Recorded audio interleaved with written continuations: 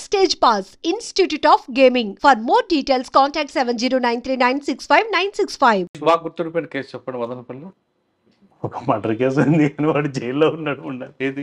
ఒకటి murder case ఉంది, ఆ. వాడు జైల్లో ఉన్నాడు అన్న. ఒక సీఏ గారి భార్యని చెప్పింది అమ్మ, సీఏ గారు అమ్మ. అది కాదు, అప్పటికి వచ్చేసాను నేను. ఆ. ఒక అన్నోన్ డెడ్ బాడీ ఒక కేసు చేశాను నేను. అది ఆహా.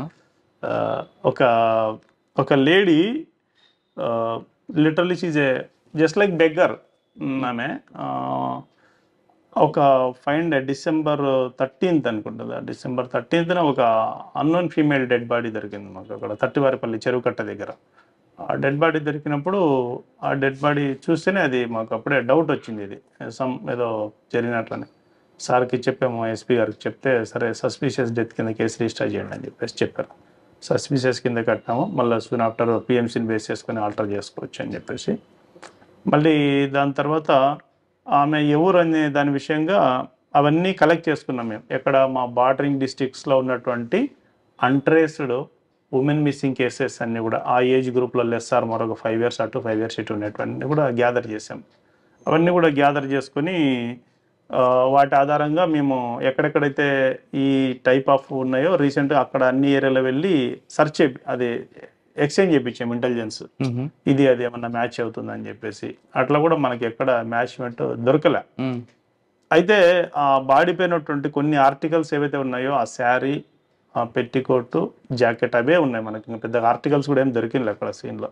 జస్ట్ వాటినే పాంప్లెట్స్ వేసేసి ఆమె చనిపోయిన ఆమె జస్ట్ లైక్ ఈ మీద ఒక below middle class level BPL family లాగా అనిపించిందని కొంచెం ప్రామినెంట్ ఏరియాలంతా కూడా మేము అడ్వర్టైజ్ చేసాము. అన్ని కూడా పాంప్లెట్స్ పంపించేసి టీమ్స్ పెట్టేసి హాస్పిటల్స్, పబ్లిక్ గ్యాదరింగ్ ప్లేసెస్, ఈ రైల్వే స్టేషన్లు, బస్ స్టాండ్, ఆర్టీసీ బస్ స్టాండ్లు అవి ఇవి చూస్తే ఈ బస్ స్టాండ్లలో సాయంత్రం పూట వెతికిస్తాంటాం. ఎందుకంటే పగలంతా గుజిరి ఏరుకుంటే రాత్రి పడుకునే షెల్టర్ జోన్ లాగా బస్ స్టాండ్ దగ్గరికి వస్తూ ఉంటాయి మదనపల్లిలో.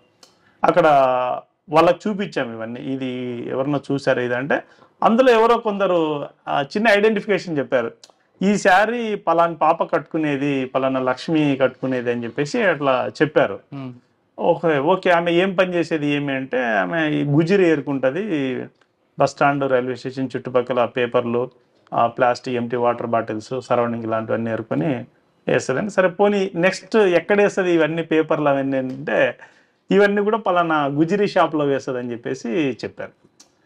మళ్ళీ అక్కడ గుజిరి షాప్ దగ్గరికి వెళ్ళాం, వాళ్ళతో మాట్లాడినాం. ఎవరు హూయిషి ఈ బట్టలు పెట్టుకునే టైమే మీకు ఇక్కడికి వస్తుందంట కదా, ఆమె పేరు పలానా పలానా, మీరు ఇచ్చేటోళ్ళకి ఆధార్ కార్డులు ఇవన్నీ ఇస్తారు కదా మీ దగ్గర, మీరు పెట్టుకుంటారు, మెయింటైన్ చేస్తారు కదా, అట్లీస్ట్ అవి ఇవ్వండి మాకు ఆధార్ కార్డులు అని చెప్పేసి చెప్పాం.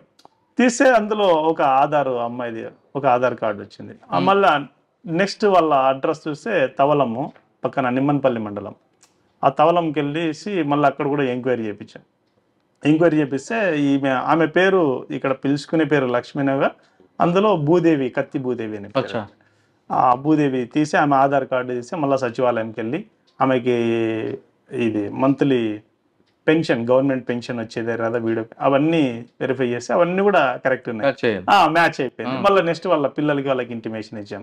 దీని తర్వాత మళ్ళీ సీన్లోకి వచ్చి మళ్ళీ బస్ స్టాండ్లో ఈమె పలానా ఆమె కన్ఫర్మ్ అయిపోయింది, ఈమె ఎక్కడ ఉంటుంది, ఎవరితో ఉంటుంది, ఎవరితో తిరుగుతుంది అని చెప్పేసి ఇవన్నీ కూడా మళ్ళీ ఎంక్వైరీ చేస్తే ఒక శ్రీనివాసులు అనే ఒక అతని పేరు బయటకు వచ్చేసింది.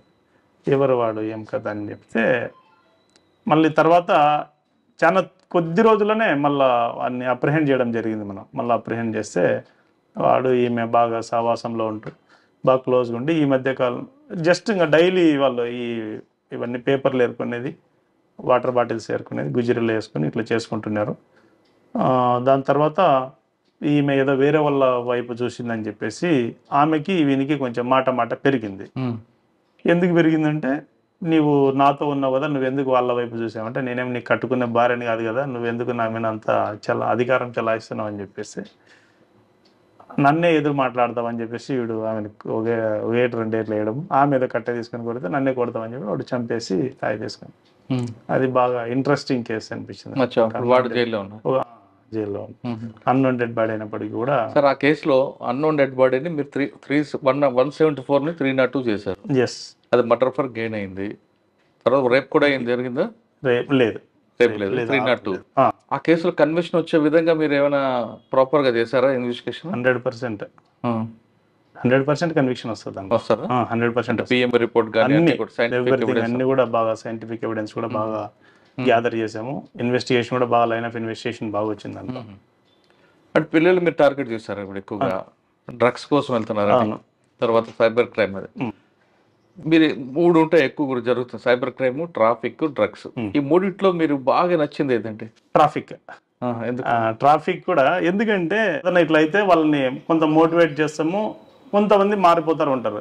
కానీ ఈ ట్రాఫిక్ అన్నది మనకు ప్రతిరోజు చర్య, ఇది ప్రతిరోజు చర్య. ఎర్లియర్గా ప్రతి ఇంట్లో ఎక్కడో ఒక మోటార్ సైకిల్ ఉండే, అంటే మేము చిన్నప్పుడు అయితే ఊర్లో అయితే 1-2 మోటార్ సైకిల్ ఉండేవి అంతే, ఊరంతా కలిపితే కూడా. ఇప్పుడు ఇంటికి 3 అంతే.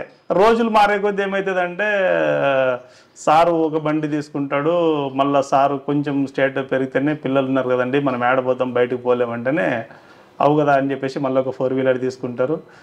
మరి పిల్లలు పోవాలి కదా, బాబు కాలేజీ అంటే మళ్ళీ వానికోసం ఒక మోటార్ సైకిల్ తీసిస్తారు, పాప కాలేజీ అంటే ఆ పాపకు స్కూటీ తీసి ఇచ్చేస్తారు. ప్రతి ఇంట్లో 3 బండ్లు 4 బండ్లు యావరేజ్గా ఉన్నాయి ప్రతి చోట. ట్రాఫిక్ అనేది ఎక్కువ అయిపోయింది, పొల్యూషన్, అన్ని రకరకాల ఈక్వేషన్. రోడ్ స్పేస్ మనకి ఇంకా ఓకే, అవన్నీ జరిగిపోతూ ఉంటాయి. దీంట్లో మేజర్గా నేను పిల్లలకి ఈ ట్రాఫిక్ అవేర్నెస్లో చెప్పేటప్పుడు ఏంటంటే ఈ విషయాలే ఎక్కువ చెప్తా ఉంటాను. చూడు బాబు, మనము ఒకసారి ఇంట్లో నుండి బయటికి వెళ్ళినామంటే మళ్ళీ ఎలా వెళ్ళినామో మళ్ళీ క్షేమంగా ఇంటికి తిరిగి వస్తామనే గ్యారంటీ ఉండదు. కాబట్టి ఎందుకంటే యాక్సిడెంట్ జరిగేదానికి ఏ ఎలిమెంట్స్ అయినా రీజన్స్ అయి ఉండొచ్చు, ఏదైనా మన మిస్టేక్ అయి ఉండొచ్చు, లేకుంటే ఇతరుల మిస్టేక్ అయి ఉండొచ్చు, అనుకోకుండా ఏదైనా ఒక క్యాటిల్ రావచ్చు, ఒక యానిమల్ రావచ్చు, లేకుంటే రోడ్డు కండిషన్ సరిగ్గా లేకపోవచ్చు, వెహికల్ బ్రేక్ డౌన్ అయిపోయి ఉండొచ్చు. ఏదేమైనప్పటికీ 2-వీలర్లో పోతున్నామా ఖచ్చితంగా హెల్మెట్ మనం ధరించాలి. ఎందుకంటే ఇప్పుడు ఒక చెయ్యికి ఏదైనా డ్యామేజ్ అయింది ఇంకో చేతితో మేనేజ్ చేస్తాం, కాలుకి ఏదైనా డ్యామేజ్ అయింది ఇంకో కాలుతో మేనేజ్ చేస్తాం. బట్ వేరే తల ఏదైనా డ్యామేజ్ అయిందంటే దాన్ని ఇంకో దాంతో మనం మేనేజ్ చేయలేము. ఎందుకంటే మన బాడీ ఫంక్షనింగ్ అంతా తలలోనే ఉంటుంది. ఐస్ అండి మోర్ ఇంపార్టెంట్, మనకి ఐస్ లేకుండా ప్రపంచాన్ని చూడలేము. చెవులు, మన ఫంక్షనింగ్ అంతా కంట్రోల్ చేసి మన బ్రెయిన్, ఇవన్నీ కూడా తలలోనే ఉంటాయి. మనకు యాక్సిడెంట్ సింపుల్ అండి. ఒక మొబైల్ కొంటాము, మొబైల్ కొన్న వెంటనే అది 5,000, 10,000, 20 ఎంతన్నా ఉండొచ్చు, కొన్న వెంటనే బాబు పౌచ్ చేసి అంటామని, మొబైల్ కొన్న స్క్రీన్ గార్డ్ వేసి పౌచ్ చేసి బాబు స్క్రీన్ గార్డ్ అంటే ఎందుకు? ఇది ఎక్కడన్నా కింద పడితే దీనికి మనసాక్షి ఒప్పుకోదు. ఇది కొన్న వెంటనే ఒక చిన్న స్క్రాచ్ పడింది నా మొబైల్ కంటాం, లేకుంటే ఏదైనా కింద పడి పగిలిపోయిందని అబ్బా నిన్ననే కొనుక్కొచ్చుకున్నా అబ్బా పగిలిపోయిందని ఎంతో బాధపడు. అంటే ఏదైనా నువ్వు కొన్నటువంటి ఒక వస్తువుకే, ఒక ఆర్టికల్గా నువ్వు అంత ఇంపార్టెన్స్ ఇస్తున్నావే, పొరపాటున పడిపోతే నీ తలకి ఎవరు ఆన్సర్ చేస్తారు? చిన్న వయసులో నేను ఏదైనా ఒకటి హ్యాండిక్యాప్ అయిపోయినావు అనుకోండి, ఏదైనా ఇక్కడ దెబ్బ తగిలేసి ఈ మన దీనికి దెబ్బ తగిలి ఏదైనా హ్యామరేజెస్ పైన బ్లడ్ క్లాట్ అయిపోయి నువ్వేమైనా అన్కాన్షియస్లోకి వెళ్ళిపోతే ఎవరు లైఫ్ టైం నీకు ఎవరు సాక్రిఫైస్ చేస్తారు? మనము ఇది ఒకటి ఉందంటే, తల ఒకటి ఉందంటే ఒక మొబైల్ కొనుక్కోవచ్చు, 10 మొబైల్ కొనుక్కోవచ్చు, 100, 1000, 1,00,000 మొబైల్ కొనుక్కోవచ్చు. అదే 1,00,000 మొబైల్స్ ఉంటే ఒక తల కొనగలుగుతాం మనం. అది నేను కొంచెం మేజర్గా పిల్లలకి ఆ పాయింట్ ఎక్కువ స్ట్రెస్ చేస్తూ ఉంటా. మనం ఒకరం బాగున్నామంటే ఇలాంటివి ఎన్నైనా కొనుక్కోవచ్చు, ఆర్టికల్స్ ఇంపార్టెంట్ కాదు. బట్ మీరు హెల్మెట్ మీద ఎక్కువ ఫోకస్ చేస్తారు. హెల్మెట్ అంటే తలకి కంపేర్ చేస్తారు మొబైల్ ఫోన్ కి. అవునా, తల ఉంటే హెల్మెట్, మొబైల్ కి ఎంత స్క్రీన్ గార్డ్ ఇస్తే నీ బుర్ర కూడా తెచ్చుకొని చెప్పారు, రైట్? కానీ ఎక్కువగా త్రిబుల్ డ్రైవింగ్ ఉన్న వాళ్ళకి ఏం చెప్తారు? త్రిబుల్ రైడింగ్ పోవడం కూడా ఇట్స్ అన్ అఫెన్స్ సార్. ఎందుకంటే ఒక బైక్ దాని కెపాసిటీని బేస్ చేసుకునేసి ఇంతమందే పోవాలా, ఇంతమంది ప్రయాణం చేస్తే ఉంటుంది అని చెప్పేసి ఈ రకరకాలుగా పోతూ ఉంటారు. దాన్ని అది వాళ్ళ సెల్ఫ్ డిసిప్లిన్ కూడా అవసరం. ఇప్పుడు ఎంతవరకు మనకు ఎన్ఫోర్స్మెంట్, ఇంజనీరింగ్, ఎడ్యుకేషన్, ట్రిపుల్ జీస్తో పాటు సెల్ఫ్ ఎడ్యుకేషన్ కూడా ఇంపార్టెంట్. మనం ప్రతిసారి మనం అన్ని చోట్ల అన్ని ఇక్కడ ఇదే పారామీటర్స్ దొరుకుతాయని గ్యారంటీ చేసేటోళ్ళు ఎవరి ఉద్యోగం వాళ్ళు చేస్తూ ఉంటారు. బట్ పర్సన్స్ ఎవరైతే ఉంటారో వాళ్ళు కూడా సెల్ఫ్గా మోటివేట్ అవ్వాలా, మనం పోవచ్చా పోకూడదా, పోతే ఒకవేళ ఇన్ కేసు ఏదైనా జరిగితే మనము ఎవరు రిస్క్ చేస్తారు, మనకు ఏదైనా జరిగితే ఫ్యూచర్ లో ఎట్లా అని చెప్పి రాంగ్ రూట్ లో వస్తారు. రాంగ్ రూట్ లో అది ఇవన్నీ సెల్ఫ్ డిసిప్లిన్. ఇంకా ప్రతిదాన్ని ఇప్పుడు ఇక మనం కూడా చేయబడిన వాటికన్నీ చేసేస్తాం, అన్ని కూడా ఇట్లా రాకూడదు అంటాము. కొంచెం ఏదన్నా రాంగ్ రూట్లో వస్తే ఫైన్లు వేస్తాము. తర్వాత కొంచెం వైలేషన్స్ ఏదైనా ఉంటే వైలేషన్స్కి ఫైన్ ఇంపో, కానీ అన్ని దాంట్లోకి అదే సమస్య పరిష్కారం కాదు కదా. వాళ్ళు కూడా సెల్ఫ్గా మోటివేట్ అవ్వాలి, కొన్ని విషయాల్లో మనం చేయొచ్చా చేయకూడదని చెప్పేసి పబ్లిక్ అంతా కూడా తెలుసుకుంటే అది మంచిది వాళ్ళకు. ట్రాఫిక్ లో త్రిబులీలో మీరు ఎడ్యుకేషన్ ఎక్కువ ప్రయారిటీ ఇస్తారు, అంటే ఎన్ఫోర్స్మెంట్ ఇంజనీరింగ్ మీ డ్యూటీ కాదు. ఎన్ఫోర్స్మెంట్ చేస్తాం, ఎలాగో చేస్తాం, మేము డైలీ చేస్తాం కదా. ఈవినింగ్ ప్రతిరోజు ఇంకా కొన్ని వైలేషన్స్ కి కేసెస్ బుక్ చేయడము, రియలైజేషన్ చెప్పడం, ఇదంతా కూడా మామూలుగా జరుగుతూ ఉంటుంది. సాధారణంగా హెల్మెట్ పెట్టుకోకపోతే నేను పడిపోతే నా తలపోతుంది నీకెందుకు అని అడుగుతారు, అప్పుడు మీరే సమాధానం? అదే వాళ్ళు మాట్లాడతారు, మనం చెప్తాం, మనము చెప్పే రీతిగా చెప్తాము. ఇంకా వాళ్ళు కూడా కొన్ని విషయాలు తెలుసుకుంటే మంచిది. ప్రతిసారి మనమే ఉండి వాళ్ళని రిస్క్ చేయలేము. తల పోతే నా తల పోతుంది నీకెందుకు అడుగుతారు. మాట్లాడేటోళ్ళు కూడా ఉన్నారు, అట్లాంటి వాళ్ళు కూడా ఆ సందర్భాల్లో కూడా చాలా ఎదురైంటాయి. ఇంకా తప్పదు, మనం ఏం చేస్తాం, ఇంకా వాళ్ళకి చెప్పి పంపి. డ్రంక్ అండ్ డ్రైవ్ గురించి, డ్రంక్ అండ్ డ్రైవ్ లో ఒక సాధారణంగా మనము ఒక మోటార్ సైకిల్ కానీ 4-వీలర్లో కానీ మనం ప్రయాణం చేసేటప్పుడు సాధారణమైనటువంటి కండిషన్లో వెహికల్ మన కంట్రోల్లో ఉంటుంది. వేరే డ్రంక్ అండ్ కండిషన్లో ఉన్నప్పుడు అయితే నువ్వు వెహికల్ కంట్రోల్లోకి వెళ్ళిపోతావు. నీ కంట్రోల్లో బండి ఉందంటే నువ్వు ఎట్లా నడిపితే అట్లా బండి పోతుంది. డ్రంక్ అండ్ డ్రైవ్ చేయడం వల్ల ఆ వెహికల్ కండిషన్లోకి నువ్వు వెళ్ళిపోతావు, ఆ వెహికల్ కింద పడేస్తే కిందికి పోతావు, గుంతలోకి పంపిస్తే గుంతలోకి వెళ్ళిపోతావు. కరెక్ట్. కాబట్టి కానీ ఇంట్లో తాగితే భార్య ఒప్పుకోదు, బయట తాగితే ఒప్పుకోరు, మరి ఎక్కడ తాగాలి? ఎక్కడ తాగాలంటే ఇప్పుడు తాగి బండ్లు తోవడం నేరం కదా, అట్లని దాన్ని ఇలాగే తాగండి అనేది మేము సజెస్ట్ చేయలేము. ఓకే సార్, సీట్ బెల్ట్ పెట్టుకోకుండా కొంతమంది ఉంటారండి, నా షర్ట్ పని వెళ్ళిపోతే పెట్టుకున్నప్పుడు వాళ్ళకి అటువంటి వాళ్ళకి సీట్ బెల్ట్ అంటే ఇప్పుడు సీట్ బెల్ట్ లో ఇప్పుడు దాదాపు ఈ రోజుల్లో తీసుకుంటే దాదాపు మాక్సిమం వెహికల్స్ అంతా కూడా ఎయిర్ బ్యాగ్స్ ఇస్తా ఉన్నారు.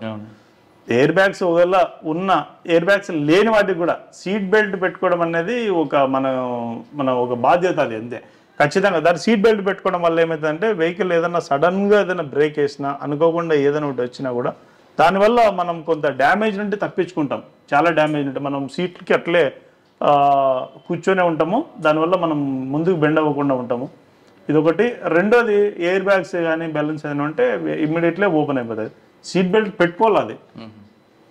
ఓకే సార్, ట్రాఫిక్ తర్వాత సైబర్ క్రైమ్ తీసుకోండి.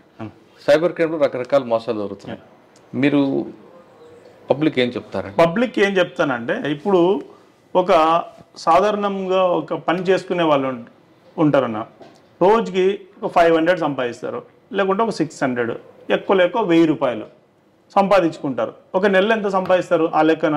ఒక 30,000 రూపీస్, ఒక 30,000 రూపాయలు సంపాదిస్తారు ఒక మనిషి సాధారణంగా. కొంతమంది అంతగా చేయలేని వాళ్ళు ఒక 20,000, ఇంకా మామూలు పని చేసుకునే వాళ్ళు ఒక 10,000 అనుకోండి, ఎంతో కొంత. ఎవరో ఫోన్ చేస్తారు, థర్డ్ పర్సన్ ఫోన్ చేసి మీకు లాటరీ వచ్చింది, లేకుంటే నీకు పలానా దాంట్లో మీ పేరు వచ్చింది, పలానా డిప్పులో నీ పేరు వచ్చింది, నువ్వు 1000 రూపాయలు వేసినట్టయితే నీకు 1,00,000 రూపాయలు నేను వేస్తానని చెప్పేసి అంటారు. కామన్ సెన్స్తో కూడుకున్నటువంటి ఆన్సర్ దీనికి. వాని దగ్గరే 1000 రూపాయలు ఉంటే నిన్ను 1000 రూపాయలు, వాడు 1,00,000 రూపాయలు వాని దగ్గర ఉంటే 1000 రూపాయలు నిన్ను ఎందుకు అడుగుతాడు వాడు? చిన్న లాజిక్. మనం ఇంత కూలి పని చేసుకుంటేనే మనకి నెలకు 10,000, 20,000, 30,000 రూపాయలు వస్తుంది. ఏదైనా జాబ్ చేసుకుంటేనే, ప్రైవేట్ జాబ్ కానీ ఏదో ఒకటి వాళ్ళు చేసుకునే జాబ్ ఏదైనా కూడా. అలాంటిది వాని దగ్గర నా 1,00,000 రూపాయలు నీకేస్తా, 1000 రూపాయలు నువ్వు నా అకౌంట్లోకి అంటే ఎంత కామన్ సెన్స్ లేకుండా వేస్తారో అర్థం కాదు. ఎవరో ఫోన్ చేసి ఓటీపీ అడిగితే ఓటీపీ చెప్పేస్తారు. ఎట్లా చెప్తారన్న ఓటీపీ? మీకు బ్యాంకర్స్ అది ఎన్ని మోటివేషన్ క్లాసెస్లో ఎంతమంది స్పీకర్స్ ఏ మీటింగ్కి అయినా చెప్తా ఉంటారు, అయినా కూడా ప్రతిరోజు వస్తాయి, సార్ నేను ఓటీపీ చెప్పినా సార్. ఎవరైనా నేను చెప్పమన్నారు సార్, చూడండి సార్ నా రికవరీ వెంటనే అయిపోలే సార్, వెంటనే అయిపోలేండి. పబ్లిక్లో ఇంకా చాలా మందిలో ఉన్నటువంటి ఒక ఇదేంటంటే ప్రతిదానికి ఒక టైం టెన్యూర్ ఉంటుందండి. ప్రతిదానికి నేను చెప్తున్నాను, అందరికి అప్పీల్ చేస్తా ఉన్నాను. ఏదైనా ఇప్పుడు ఒక పంట వేస్తే పంట కోసేదానికి ఒక టైం ఉంటుంది, దానికి సర్టెన్ టైం ఉంటుంది. ఈవెన్ ఒక డాక్టర్ దగ్గరికి ఏదైనా కాలు వచ్చి ఇరిగిపోయి ఏదన్నా పోతే కూడా డాక్టర్ దాని ట్రీట్మెంట్ ఇస్తే, దానికి సర్టెన్ మెడిసిన్ ఇస్తే, మెడిసిన్ ప్రపోర్షనేట్ రెస్ట్ ఇస్తే కూడా సర్టెన్ టైంలో నువ్వు రికవర్ అవుతావు.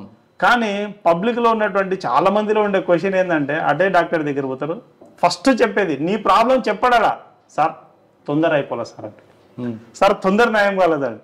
తొందర న్యాయం కావాలంటే ఇంకేమవుతుంది, కొంచెం ఇవ్వాల్సిన డోస్ కొంచెం ఎక్కువ ఇస్తుంది, దానివల్ల మనకే హెల్త్ డ్యామేజ్ అయిపోతుంది.